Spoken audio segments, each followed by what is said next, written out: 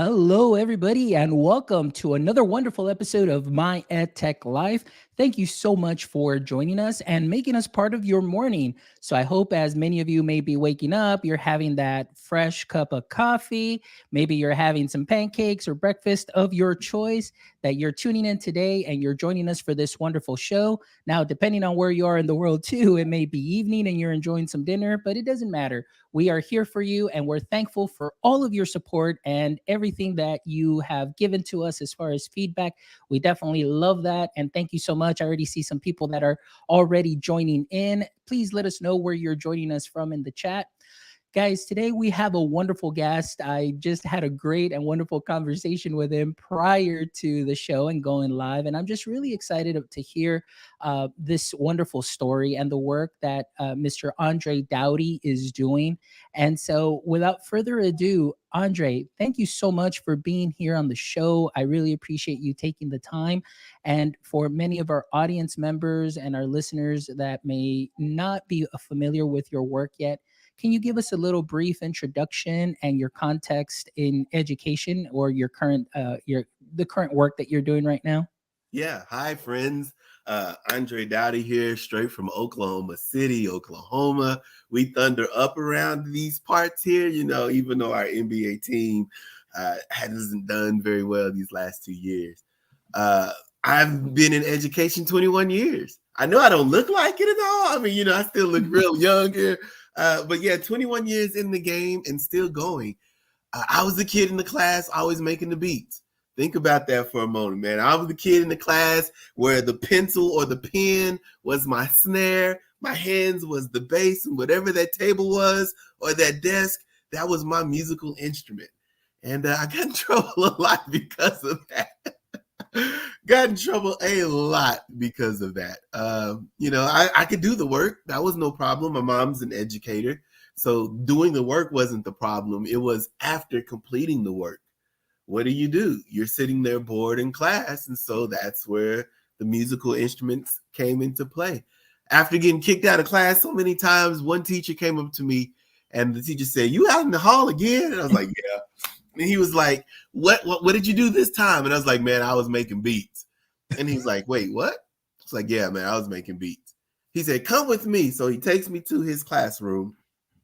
He pulls out a keyboard, an instrumental keyboard. He said, "You said you were singing and making beats? Let me hear it." And I was like, "Wait, what?" He's like, "Yeah, you say you were making beats. Let me hear it." So I was like, "Okay." So then, I sang and I was scatting, jazz phrase, I was scatting, singing and making the beats. And he was like, "Oh, we got to get you in band. You have a musical talent that hasn't been tapped into yet."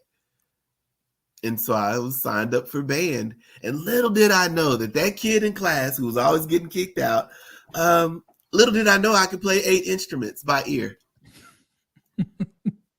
And so from there, I was going to be the next Stevie Wonder. I was making compositions and arrangements and learning how to play instruments. And I was going to be the next Stevie Wonder, man. I was supposed to be on tour right now, singing some songs.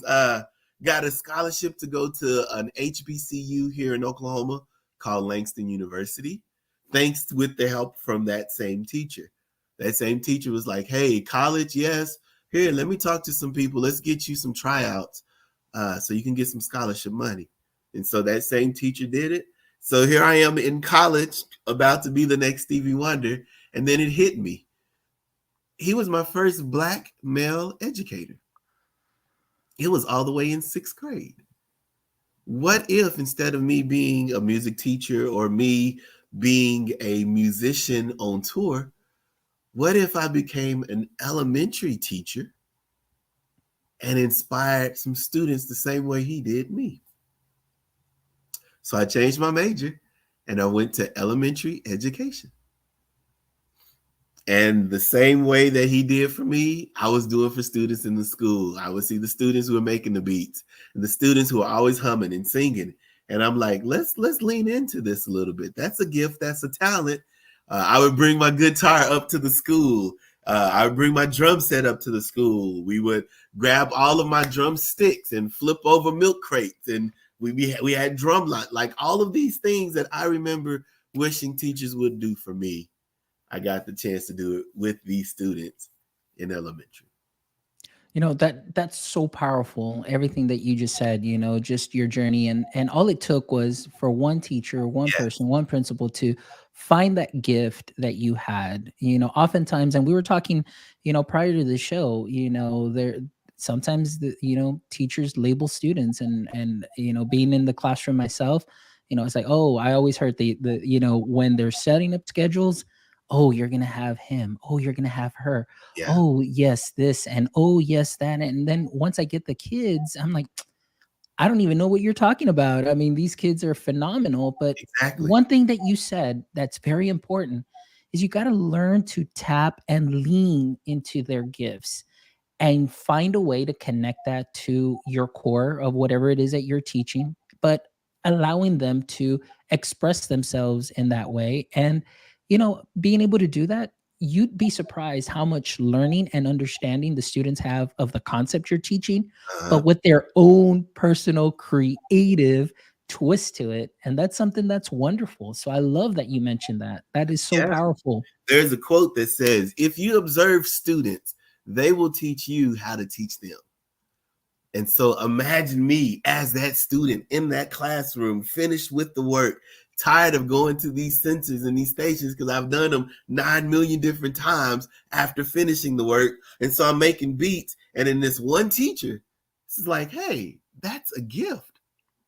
That's not a you're in trouble. That could be something that we could use at this school. Now imagine if every teacher did that. If every teacher found that one student that is disengaged and finds a way to engage that student, whether it be in class, whether it be in the hall. There's one school where this kid was always drawing and making graffiti is what we'll call it. Graffiti on the desk and the chairs. And instead of suspending them, they were like, hey, make this mural outside on this wall. And the wall was raggedy. The wall was rusty, dusty. The wall was torn up. The custodians helped him clean it and then gave him the paint to let him draw the mural. And that mural was phenomenal. It's all about just teachers just finding that one small switch. It can make a world of a difference. Yes, most definitely. I agree with you. So let's go ahead and talk a little bit about that. Now, you said one thing that really stuck out, Stevie Wonder, and you're like, Stevie Wonder was your first Yeah. black male teacher.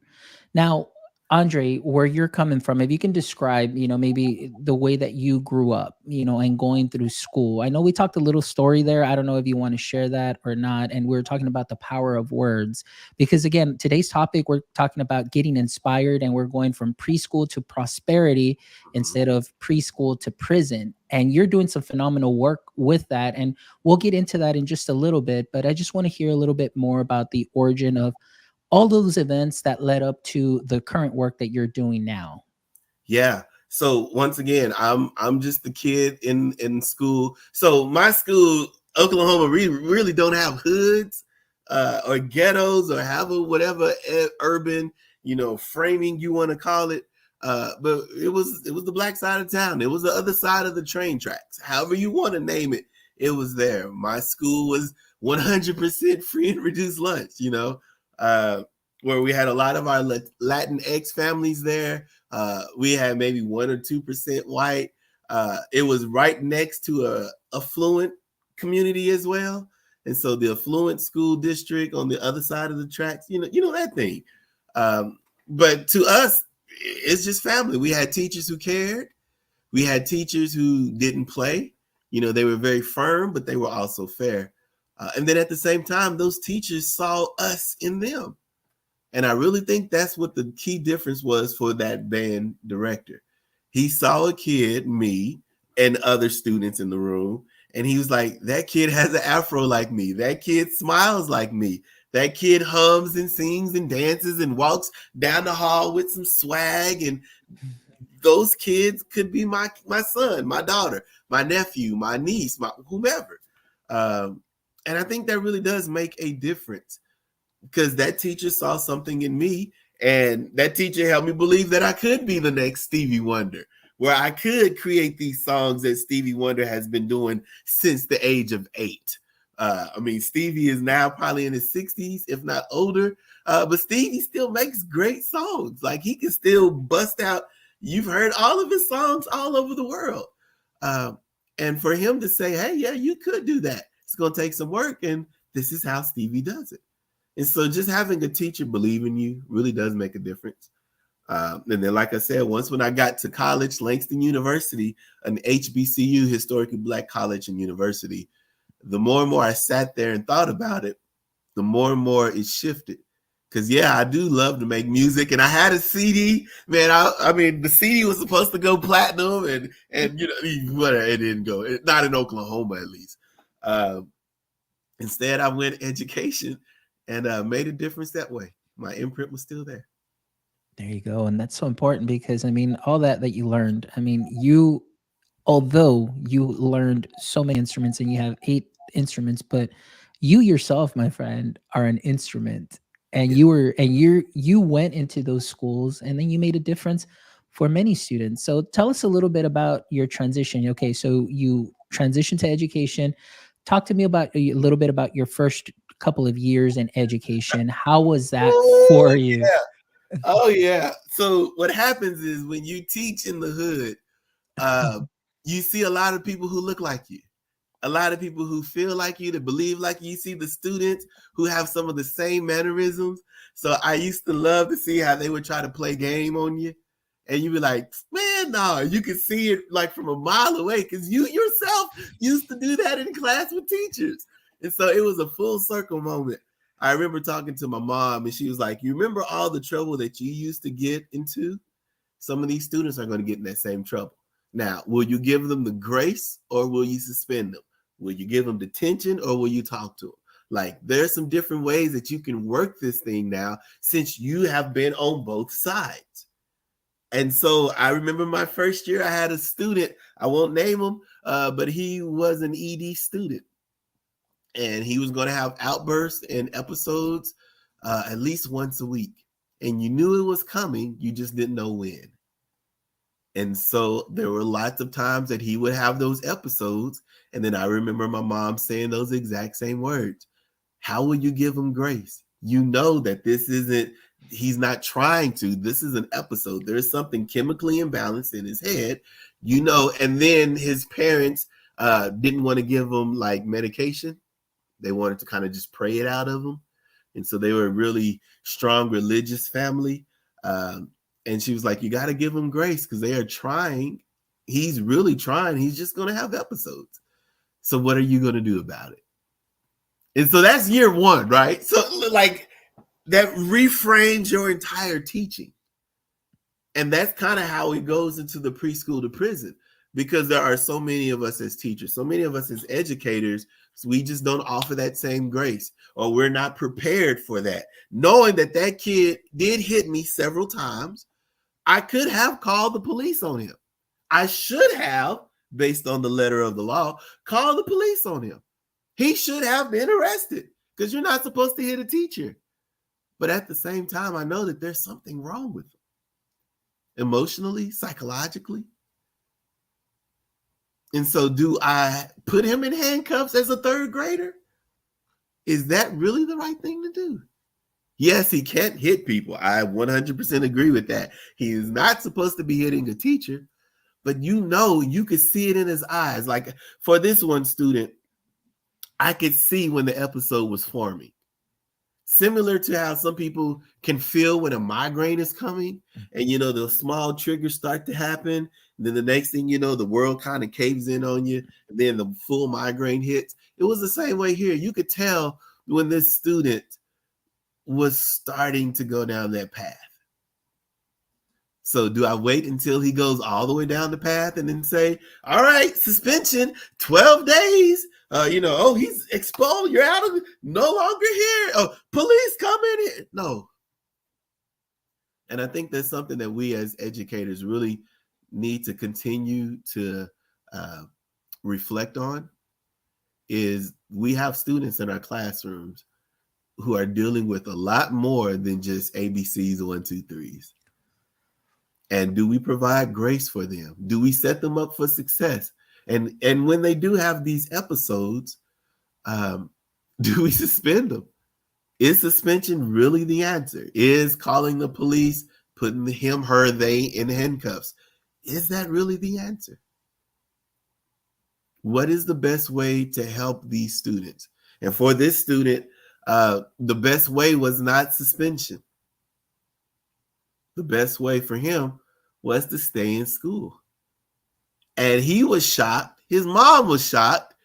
He's not getting suspended. So no, we don't want to suspend him and bring him home, because at home he has all of the game consoles and all the free food, and he's trying to fight because at home he's at home with his big brother who was suspended. So he's like, if I get suspended, we can both be home playing this game.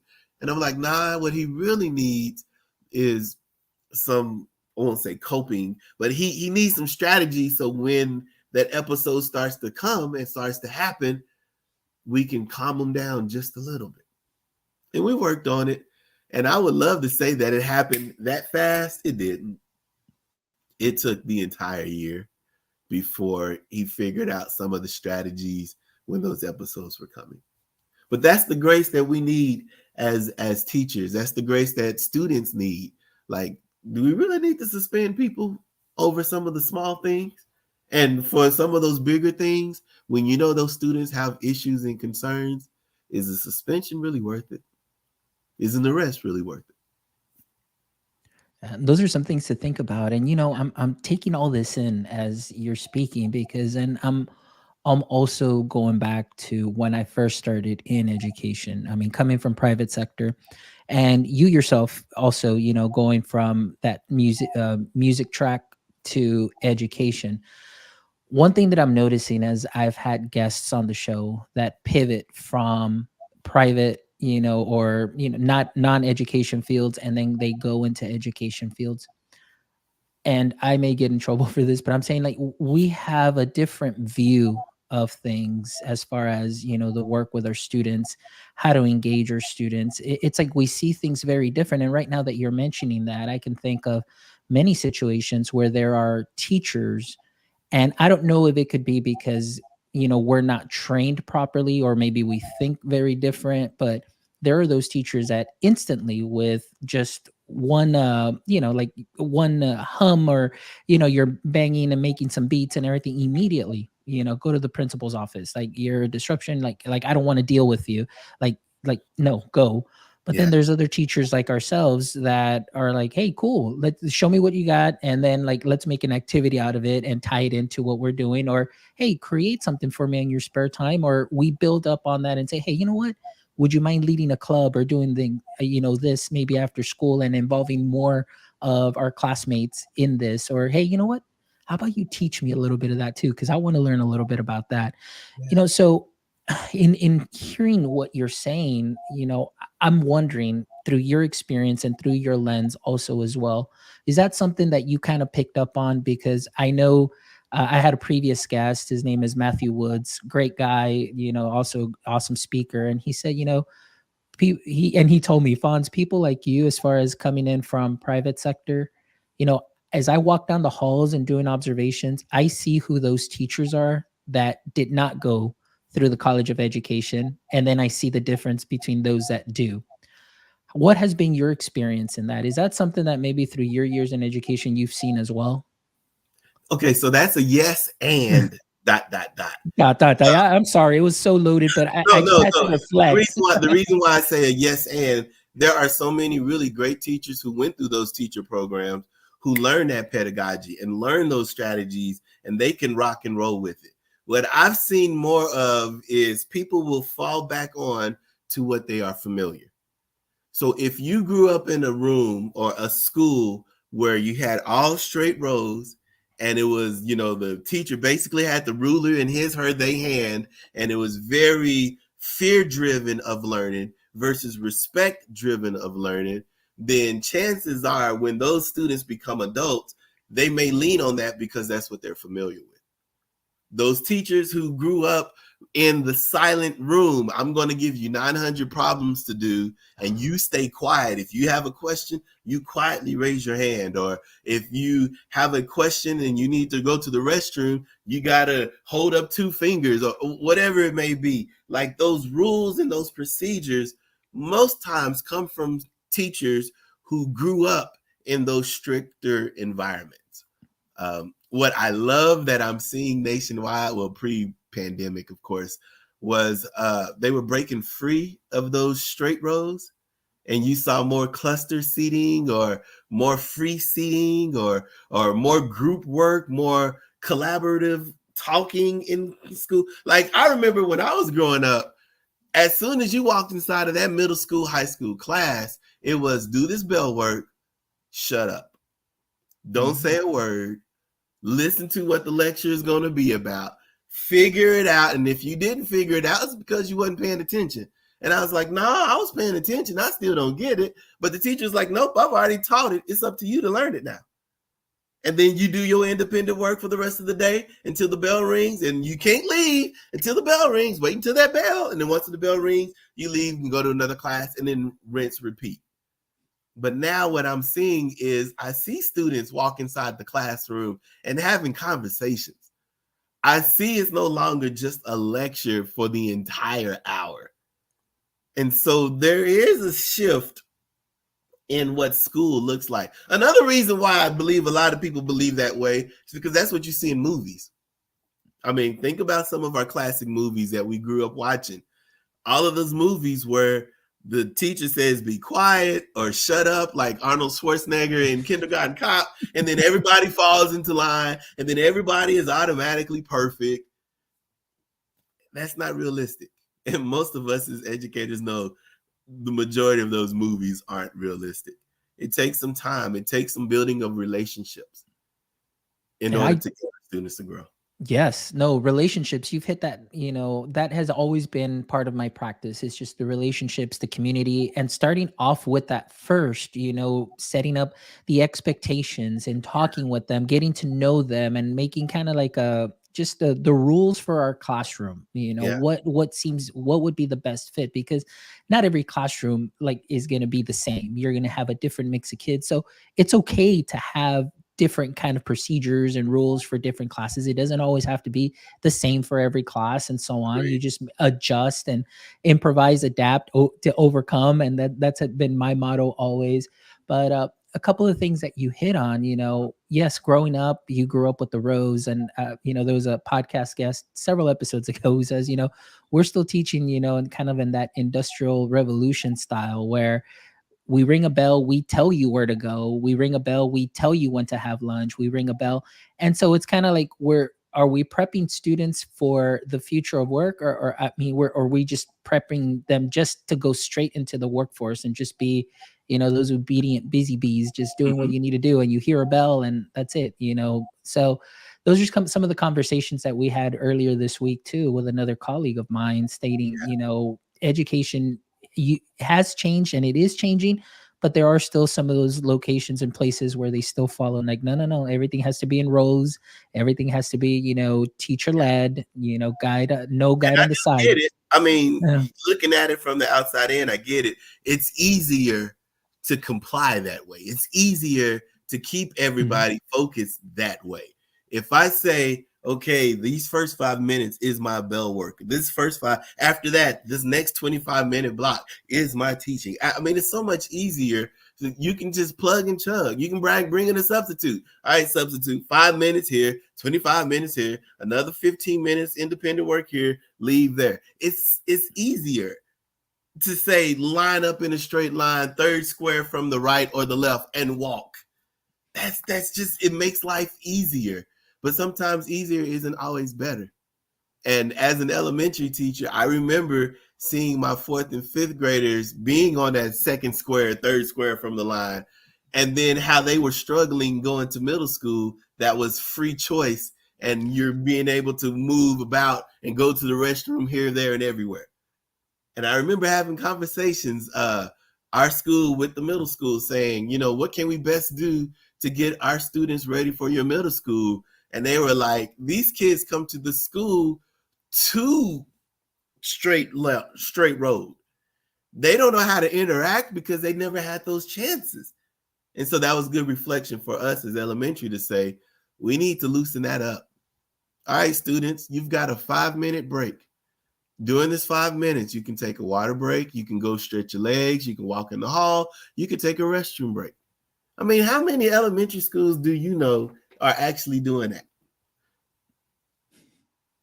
It was a shocking thing. And the students, they were like, wait, what? You're serious? We were like, yeah, you get a 5 minute break. And this is what it looks like in middle school or junior high. And we as educators, we stood out, at the doors and, we watched the halls, but we gave them that autonomy, gave them that freedom, that agency. And they loved it. And so then from there, I'm saying to myself, what else do we may need to revisit or rethink? And it was lunchroom. At the elementary school, a lot of elementary schools, they have assigned seating for lunch. Yes. Others, they have quiet lunch. And I'm like, when do the students ever get to talk? If they have a quiet lunch, the only time they get to talk and run and play and be silly is during recess or PE. Like, no, okay. But once again, I do understand it because it's so much easier from a teacher's perspective just to say, all right, the whole cafeteria, be quiet. Everybody be quiet, eat. All right, now you can't eat. Okay, now this table, go dump your tray. It's so much more easier to manage that way versus having kids talking and excited. And of course, they're going to be loud. And now that's extra pressure on the teacher or the monitor. Yeah, it was a whole lot of rethinking, rephrasing, but it was for the better. Those students going to middle school, they're like, we see the adjustments you all have done, and we thank you because these kids came in ready to go. That's excellent. No, and I love it. And I've seen that quiet lunch thing, and it's just very eerie where you have the Breaks students my just heart. come in, and it really breaks my heart. And they're always saying, if you're talking, you're not eating. If you're talking, you're not eating. And I mean, these kids, they just can't even, enjoy themselves. And it's just so much energy. They're kids. They Yeah, need to be kids. And then sometimes what happens, like, I know you mentioned, it's like, where are they going to get their energy out? Well, then what happens if they end up losing recess for some reason? So now yeah, you've got a student who has not been able to decompress. You've got a student that has all that energy that hasn't been able to just talk or share or run around or anything. And now you have a student in class who may be fidgety because, hey, you know what? Like, I feel anxious. I'm in a tight room. I yeah, haven't had enough time to just release, some energy and so on. And then all of a sudden it's like, oh, you're being a troublemaker. You're doing this or you're doing that. And we're creating these same problems. And then that, like you said, it just really breaks my heart with that. I want to go ahead and thank AJ and Amanda for joining us here on the show. Thank you so much hey, for your comments. AJ here says, here, you are correct. Easier doesn't allow for creativity and for students to show who they are, as correct. And then, of course, Amanda here chiming in on culture as well. You got to build rapport, allow students to find their identity in the culture of learning. So thank you so much, Amanda, AJ, for your comments and joining us. So Andre, let's go ahead and shift this a little bit more because I want our audience members and our listeners to know about the current work that you're doing. I know that now you may not be on tour as a musician, but you are on tour, or are available to yeah, go out and visit districts and talk about this, and especially this topic. I know you have, from preschool to prison and engaging today's generation. With all the experience that you've had and all your travels and things, and your work in this, this really, when I saw your bio and your webpage, this is what really stuck out to me, because I think honestly we may be able to do a better job always and even grow in little increments. Like you said, it doesn't have to be from one day to the next, but just incremental growth can lead to huge growth in the end. Talk to us a little bit about, this specific keynote, maybe the main details that you go over and some of the observations that you've seen throughout your visits and campuses or visits and districts. And just throw in, as it flows out, a little bit of what we as an educators, or the education, um, I guess, us as educators, I guess we can all do a little bit better to yeah. help this situation. Yeah, I love this is one of the most popular keynotes that I share. And the way that I tie it is that everybody's generation is different. You think about the greatest generation or Generation X or Generation Jones or Generation Y, Z, millennials, or even this current generation called Generation Alpha. Every generation is different. But what happens oftentimes is we as educators, we stick to one method because that's the method that we saw. So I am a Gen X person. I'm a kid who grew up on Saturday morning cartoons. And I'm the kid who grew up on every Saturday morning. You made sure that you had your bowl of cereal and you knew between this time and this time there were going to be at least 15 cartoons that you could watch. And then even from there, how when commercial time came, that was your opportunity to run and get seconds on cereal or a different piece of toast or go run and use the restroom. And I even remember my brother screaming, "It's coming back on, Dre is coming." And I'm running, jumping over a couch so I could get back into my position to watch Saturday morning cartoons. But if you think about that, Generation Jones or the baby boomers, they didn't have Saturday morning cartoons. They listened to the radio as their entertainment. Or they were the ones who got the very first TV and they had Howdy Doody or the Bozo Show. Or if you think about it, Generation Z or Generation Alpha now, they don't know what Saturday morning cartoons is because they have DVRs or they have apps where the cartoon is always on. And so how each generation is just a little bit different. It's the same with the teaching. It's the same with our classrooms. It's the same with our behaviors in our rooms.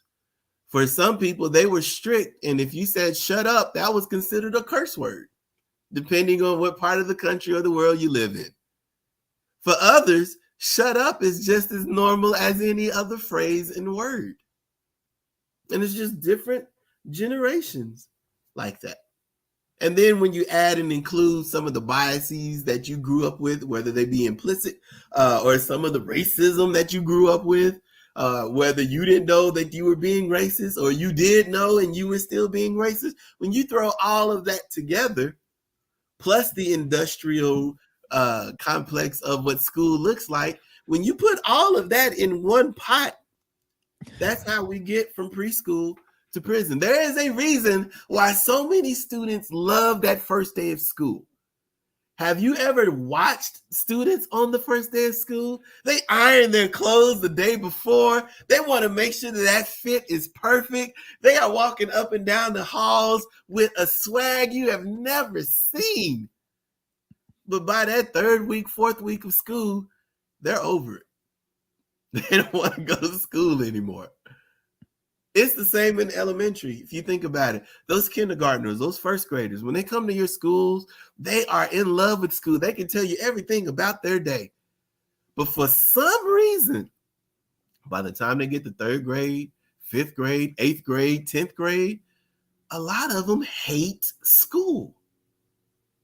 So in this preschool, from preschool to prison, we kind of discuss why.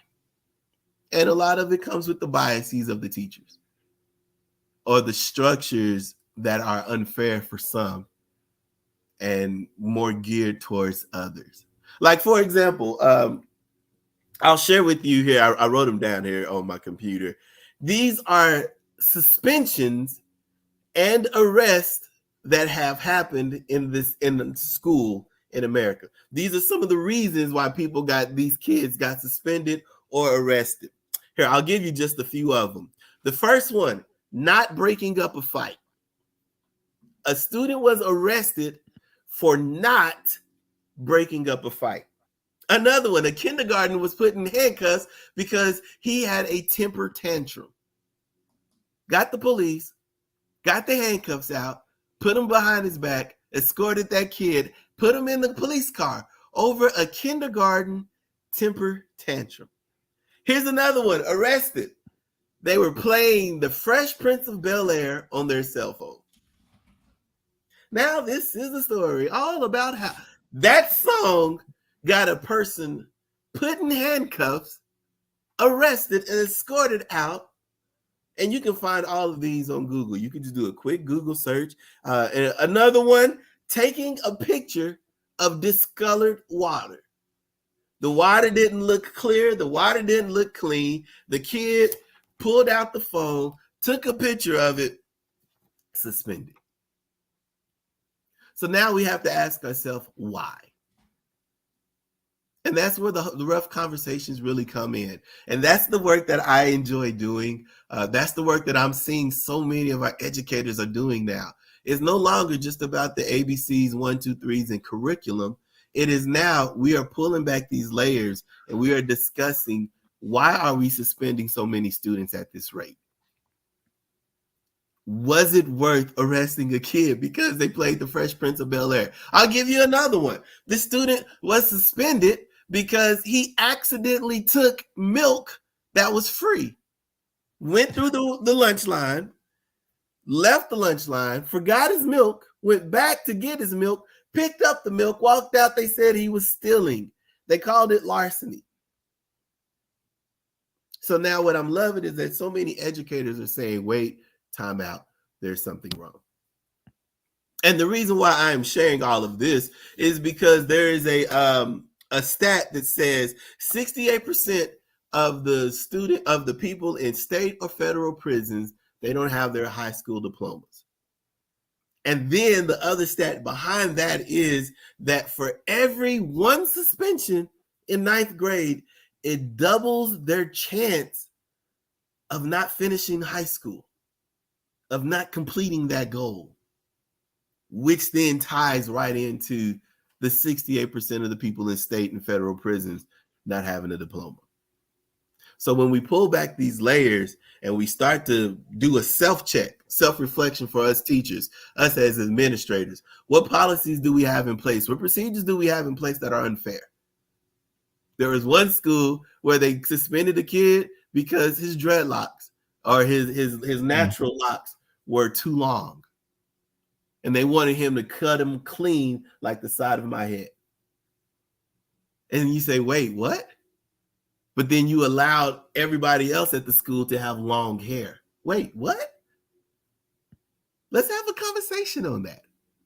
And this is what I'm loving. I'm loving that in order to get to that prosperity, we got to do that tough work inward first. That self-reflection. What things have I been doing as teacher in my class that have been unfair and unjust? What tone have I been setting in my classrooms, in the hall, in my grade level that have made students not want to come to school anymore? I'll give you one more example, man. Since the pandemic started, everybody went online learning. And for a while, the teachers were the superheroes nationwide, worldwide. We had everybody loving on us. We were getting all kind of discounts because they really saw how difficult and challenging teaching was when their students were at home and they had to do it with their students online. And so nationwide, schools are opening back up and everybody was falling in love with teachers again. And everybody was appreciating teachers. And then, of course, the switch flipped. Here locally, I won't say it's school, but here locally, there was a group of students who went to school and they said they absolutely loved it. It felt like a fresh start of school post-pandemic. They went to the school and they were appreciated. They were respected. They were asked, how's your mom and your dad doing? I heard that uncle had COVID. How is he doing? They said they really felt like a school family, because these teachers were legit asking them, how was everything going? And within 1 month of them returning to school, it went all the way back down. They quit asking, forming relationships. They quit asking how mom was, how are they doing? And it went back to all curriculum. That's it. Pass the test.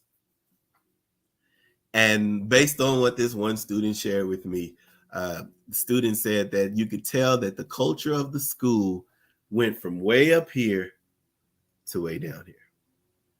And I said, explain that to me more. What do you mean? You said you could see that the kids were first excited to be at school and that the teachers were smiling in the hallway to at the end of the year, No one at that school is smiling. Everybody is counting down.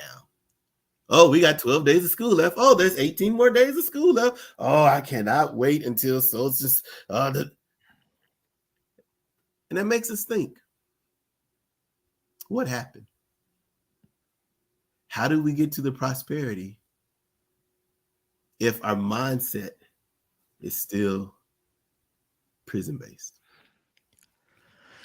Wow, that is very powerful. And I agree with you on many points that you mentioned. The first one that I want to reiterate is sometimes you have to turn the mirror on yourself. Yeah. Many times you figure it's like, oh, this is happening because of this or this or this. And we're seeing everything outward. But it's important as teachers to reflect.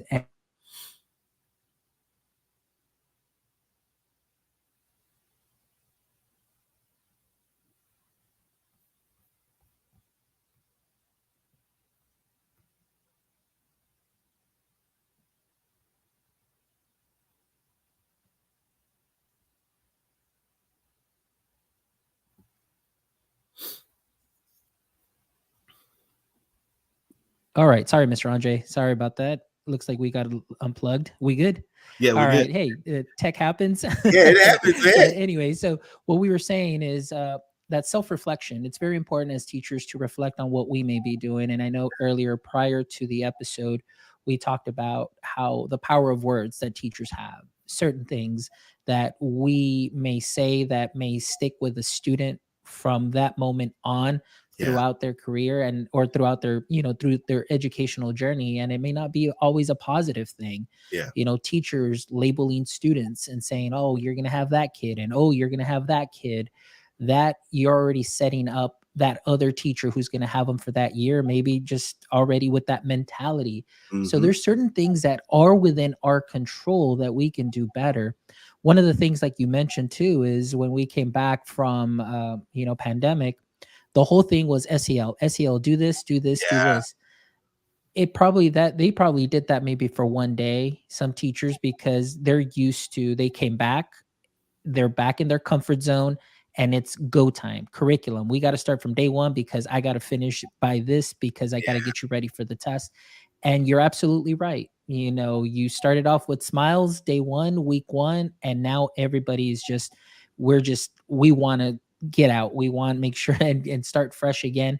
But we need to make sure that we change those things. I yeah. mean, for a lot of students that finally came back this year could have been one of those better years after being at home for the situation. And for a lot of students, I'm seeing and hearing that it's probably been one of the worst The years that they've worst. had Yeah. in their Same school with teachers. experience because Yeah, of everything that's happening. So, like you said, everything that you say has just been spot on. And I really thank you for the work that you're doing and really making us aware, or allowing us to think and have those crucial conversations, because those are definitely very important to have right now. yeah. And even for our administrators and our leaders who are listening and watching, All right. that Andre, self I'm sorry, I can't hear you at this moment. I'm mic not check, sure if your mic is on or it might have been. mic check, mic check, mic check, do, do, do. Mic check, All one, right. Well, anyway, so what we're while we're trying to fix this, guys, sorry about that. We had a little technical difficulty here, mic I check. guess, with the signal that we lost, but we're okay. Let's see. Maybe Andre, if you leave the studio and then or just refresh.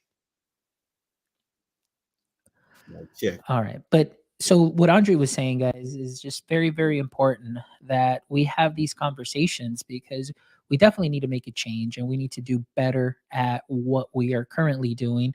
And as a district, we definitely need to do a lot better um, Mic than check, one. there we go. We're good. So we're doing a lot better. Need to do a lot better work, and everything that Andres hit on today has really just kind of hit. And we're all processing this. I'm processing this myself. Even though I've been out of the classroom for 5 years, but I can still take this and within my current role, still apply a lot of this into Right. my current situation and wherever it is that we go. So this isn't just for education. This goes beyond curriculum. This just goes beyond to being an absolutely good human being and really thinking about what our practices are, maybe what we've learned, and try and think about, like, would this be the best practice today? And oftentimes, we realized like, wow, I need to adapt. I need to make some changes because as the education landscape changes, we cannot be stuck in that industrialized, form. We need to allow the students to grow for the future of work, those soft skills, be productive. And again, like today's topic, we definitely want our students to go from preschool to prosperity, not preschool to prison. And I would say Andre, it's the yeah. same exact same thing as far as our leadership, where I understand that those powers that be are forcing our leaders to focus on testing, testing, testing, and all of that good stuff. But go back to what it felt like when you were a teacher. How were you responding and loving on your students and your teachers during the pandemic? Go back to that. There's so many teachers who are quitting the profession because it is just too much. Part of that is the leadership. Part of that is administration. So what can our administrators and our leaders do to help cultivate that climate again, that SCL climate, that caring, that relationship? Some of that was broken during the pandemic. How can we reintroduce that love to our teachers, to our staffs?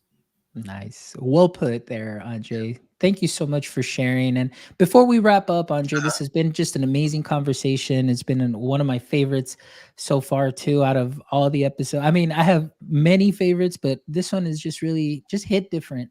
And I really appreciate your honesty, your genuineness, authenticity, and just really bringing these topics to light.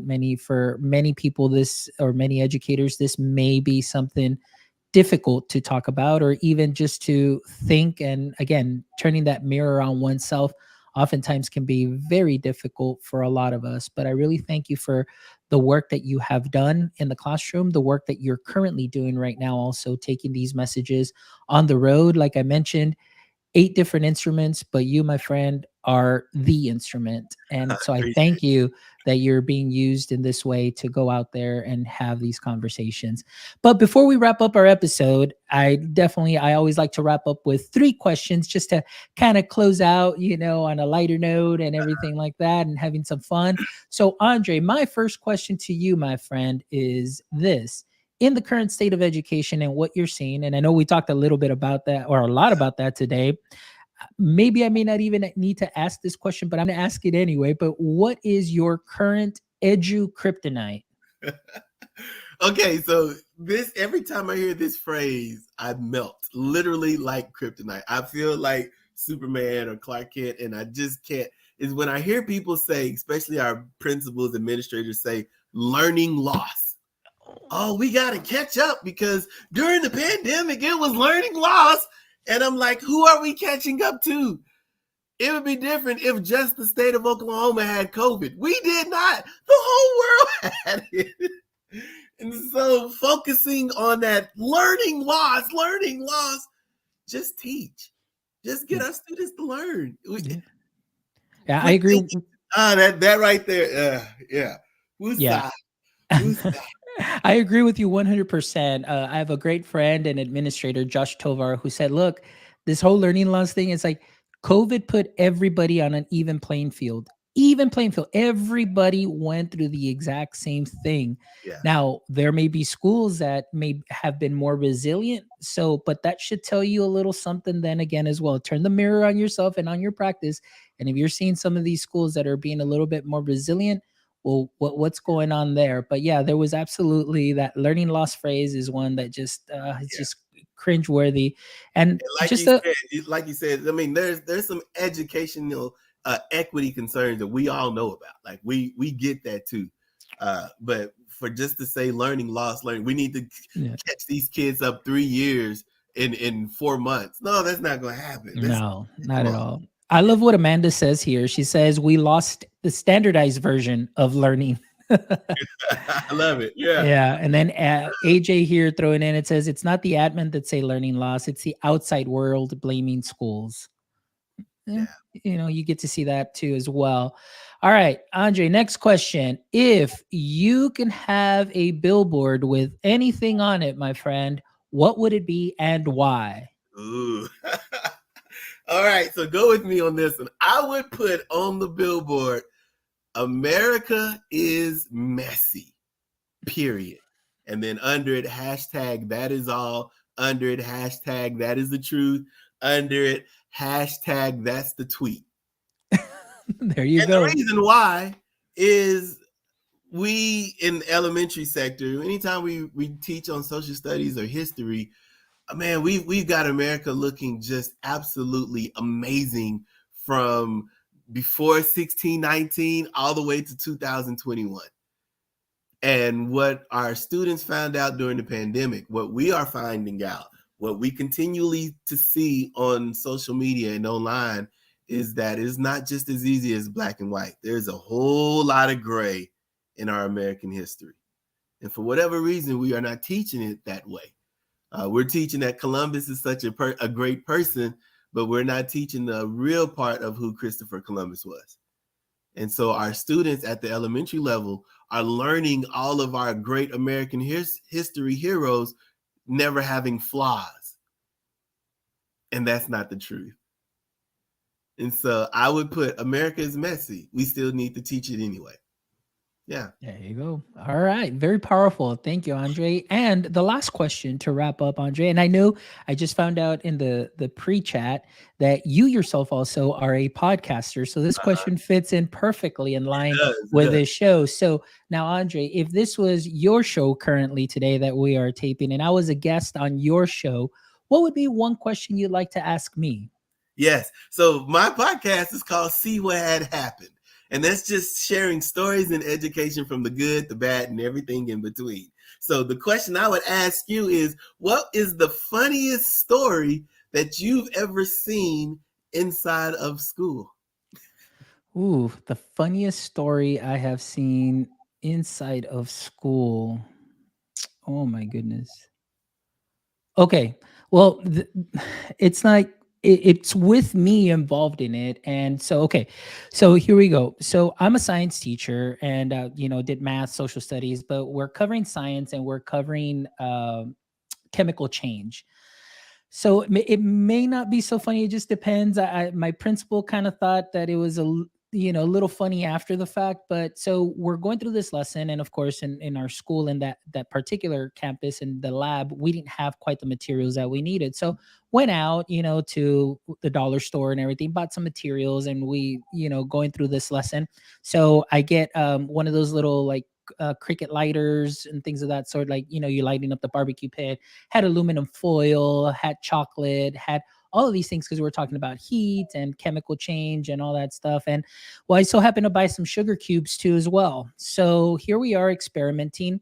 And myself, I always like to document, the science that we do in our classroom, not only for myself, but our students. So then our students are recording. And so here's Mr. Mendoza with a piece of aluminum foil and a little sugar cube melting it. And let's just say that people got the wrong idea of what was happening in the classroom, in my fifth grade classroom, because they thought that I was kind of either cooking something different because they didn't quite get the context, because the cube, they didn't see that it was a whole cube in there. They just kind of saw the residue, Uh-huh.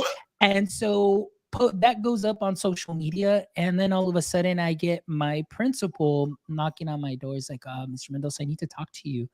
I was like, yes, sir. What's going on? And he goes, oh, what were you doing today? Like, what were you working on? We got a call. I was like, oh yeah, we've been doing science and everything. Well, there's this video that got posted on social media, and this is what it is. And I looked at it and I was like, oh my goodness. And I had to obviously show him. I was like, look, here's the material, here's the lesson, here's the lesson plan, what we're going over. So it was very interesting, and it was funny after the fact, but it was one of those things where who knows, I'm lucky that I'm still in Uh-huh. education, because of we're just doing a science experiment. But yeah, so that's my story. See what had See happened what had was happened, yeah.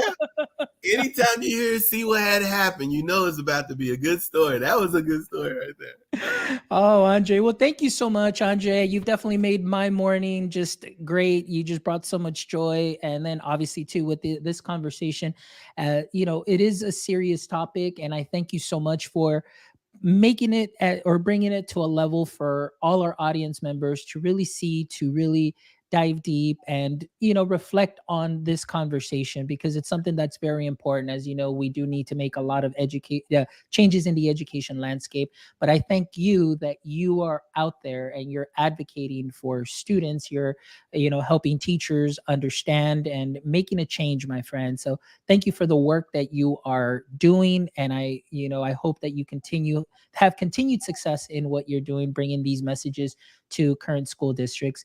And before we close up the show, Andre, please let our audience members know how it is that they can get in contact with you.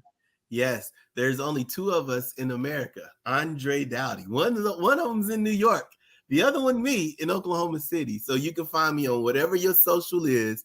Andre, Andre, Dowdy, Daughty, on all socials. And same with our podcast, See What Had Happened. We're on all podcasting sites. And if you want to see us visually, we're also on YouTube, where we're the stories we share from the good, the bad, and everything in between. And my co-host is my lovely wife, who is also an educator. So we're just talking shop and talking stories and bringing special guests and things like that and sharing stories in education. Oh man, thank you so much, Andre. And we got a lot of love from our audience members here. It was Also, just amazing. We got Amanda, thank you so much. I've got one of my great friends, Gerardo Navarrete. He's actually joining us from Campeche, Mexico. So thank you so much, Gerardo. Thank you so much, Telania, for joining us here as well. I appreciate all the love. AJ Bianco, too, as well, fellow podcaster, great podcast, Reflected podcast. Make sure you check them out on the Edu Podcast Network. And my friends, thank you so much again for making us part of your Saturday and joining us for this amazing conversation. And as always, my friends, please make sure you check out our website at www.myedtech.life, myedtech.life, and you can find us on all socials. Check out our store, guys. Show some support, some love. We've got some new threads out. So summer conference season is around the corner. So if you want to look sharp and support the show, get yourself a shirt, or you can always buy us a cup of coffee to keep the creativity going. Appreciate all the love from everybody. And until next time, my friends, don't forget, stay techie.